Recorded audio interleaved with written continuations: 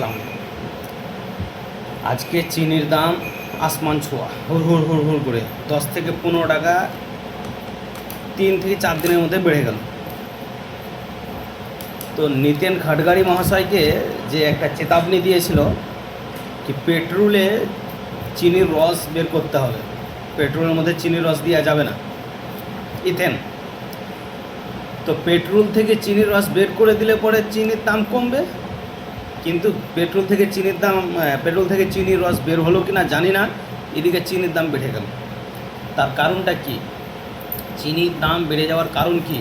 এই বছর অনেক বন্যা হয়েছে, যেখানে চিনির জমি ছিল, আখের জমি ছিল, সেই জমিগুলো কি নষ্ট হয়ে গেছে না মানে গুড় যেখানে তৈরি হয়, গুড় তৈরি হওয়া বন্ধ হয়ে গেছে, না ফ্যাক্টরিতে আগুন ধরে গেছে, ফ্যাক্টরি বন্ধ হয়ে গেছে? কি কারণ ছিল চিনির দাম এত বাড়লো? কিসের জন্য বাড়লো?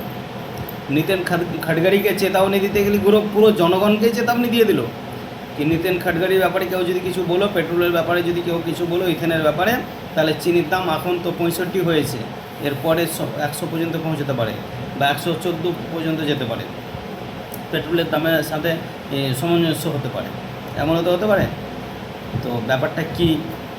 সরকারই তো করছে, এবার সরকারকে কী যাচাই করতে বলবো? হ্যাঁ, এমন যদি হতো কি সরকার যাচাই করে দেখুক, এরকম বলতাম, সরকার সেটা যাচাই করতো, যদি এটা পাবলিকের হতো। তো তা তো নয়। নিতেন খাটগাড়ি তো সরকার, উনি তো একটা মন্ত্রী।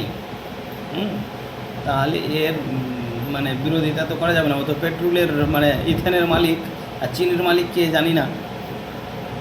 তো যাই হোক, চিনির দাম যেভাবে বাড়ছে এটা জনগণের জন্য, জনগণের হিতের জন্য এটা ঠিক নয়। চিনির দাম যে জায়গাতে ছিল সে জায়গাটাই ঠিক ছিল। এত বেড়ে যাওয়া, হ্যাঁ, বছরে 2 টাকা 3 টাকা করে বাড়তো, যেমন আগে তো বেড়েছে 36 থেকে 38, 38 থেকে 40, 40 থেকে 42, 42 থেকে 44, 44 থেকে 40, 48, 50, হ্যাঁ, হঠাৎ করে 50 থেকে 55, 60, 65, একদম বিশাল ব্যাপার। এগুলো জনগণের জন্য কষ্ট হচ্ছে। জনগণের কথা যদি সরকার না ভাবে, তাহলে জনগণ সরকারের কথা ভেবে বসে আছে।